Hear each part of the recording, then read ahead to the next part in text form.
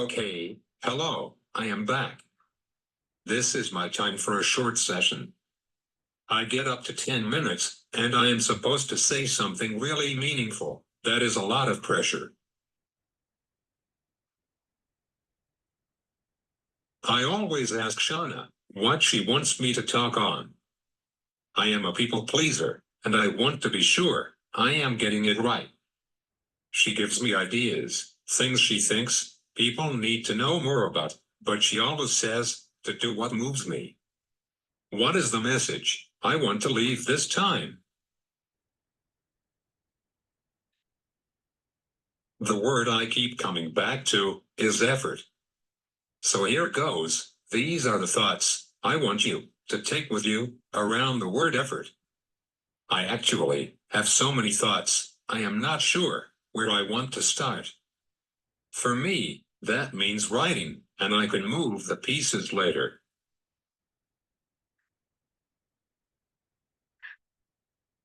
Let's start with an introduction. My name is Baldry. I live in a small town in eastern Montana.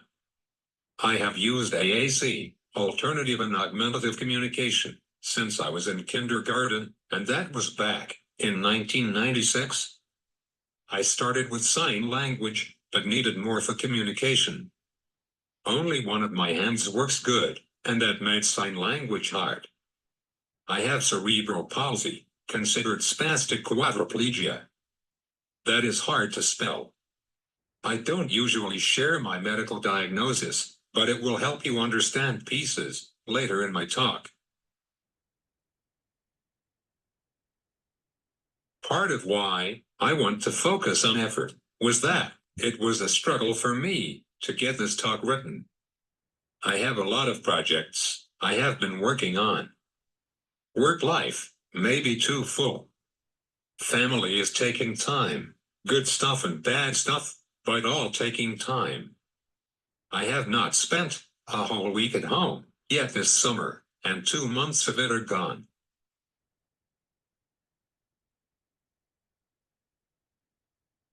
My effort is affected by what I have already done each day. I cannot work a full day, an 8-hour day. Everything I do takes my brain thinking about how to make my body work. It takes me longer to do anything and everything. As afternoon comes, I think, how much more can I get done yet today? What will be the priority? My body will become too tired. I have to remember to save enough energy to eat dinner or to take a shower. It cannot get too late, or I will just be too tired and my muscles are done. Sometimes, when bad things are happening, family is sick, I can worry, and it takes energy. If you are worried about other things, that takes part of what you can do that day. All these things are happening to your students. What is taking their energy for thinking and communicating? If they have to use a system to communicate, they have to think to find what they want to say. They need their brain and energy just to speak. What is their body taking just to eat, or sit, or move? What are their emotions taking? Do they feel safe? Is something taking their focus?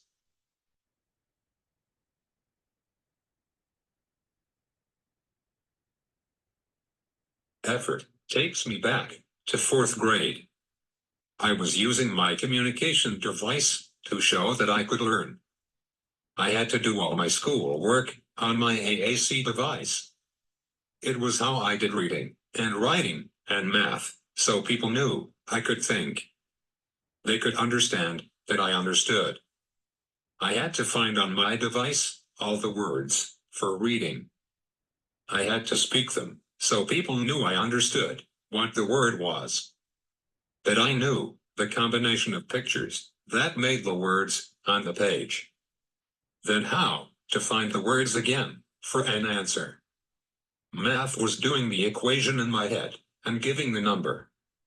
I would get so tired of using my device I refused to use it for anything but my school work.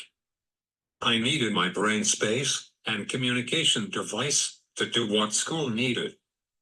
It stopped being my system for how to communicate to people. It was how I did my work.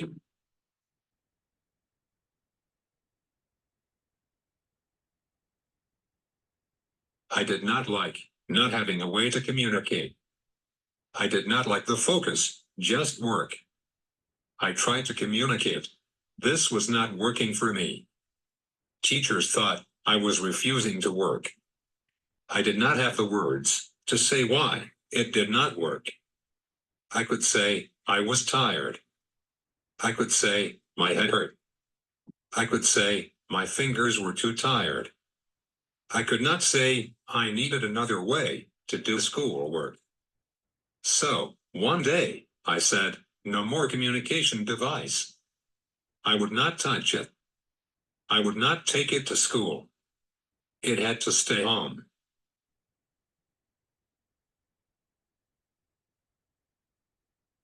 Now what? How would I do schoolwork? I didn't use it to talk to people, so I did not care. Next was a struggle. School tried to wait it out. Wait for me to bring my device back. I would not.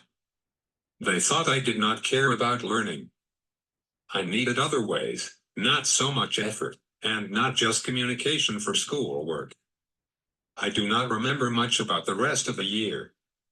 My aide quit because I would not do things the way we did, the way she said.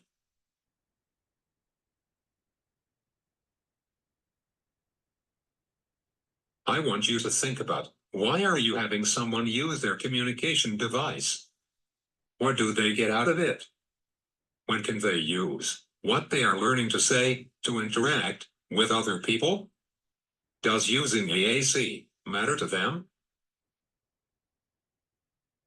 After reading what I wrote, I see I need to add a piece here.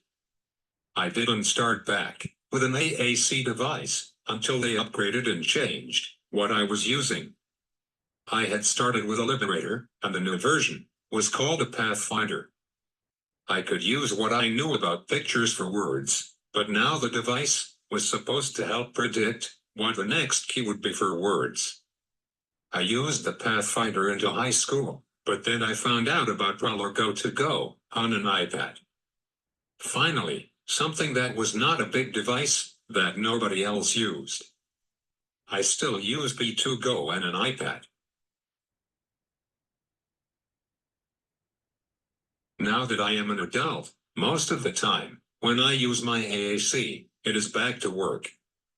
The social was not a part I got to learn. I had learned other ways to communicate to the people who knew me than my AAC.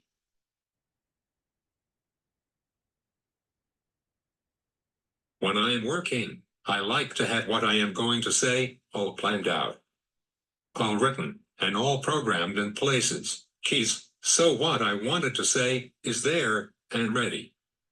I don't feel as anxious because I have prepared to participate.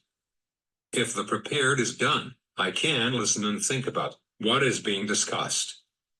In Zoom, I might type short answers in the chat, but then I could not listen. To type in chat, I have to think on the letters for the word or words in my thought. For me, this means I have to work ahead.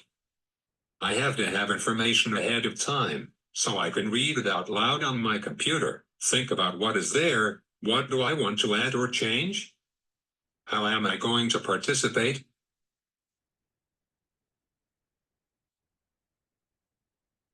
For your students, consider how being prepared, and maybe even practicing, helps how they feel. Can they listen now? Are they more confident or more comfortable? What did we put in place so they are ready? Or what can we do so they know they have time to contribute? In wrapping up, I have 3 to-do pieces for you. First, how can we make sure AAC use gives people opportunities to participate? Second, Make time for social interactions, and not just with adults. Last, in using AAC, are we considering how the person can do their work faster, not work harder? Consider the effort. I am probably over my time.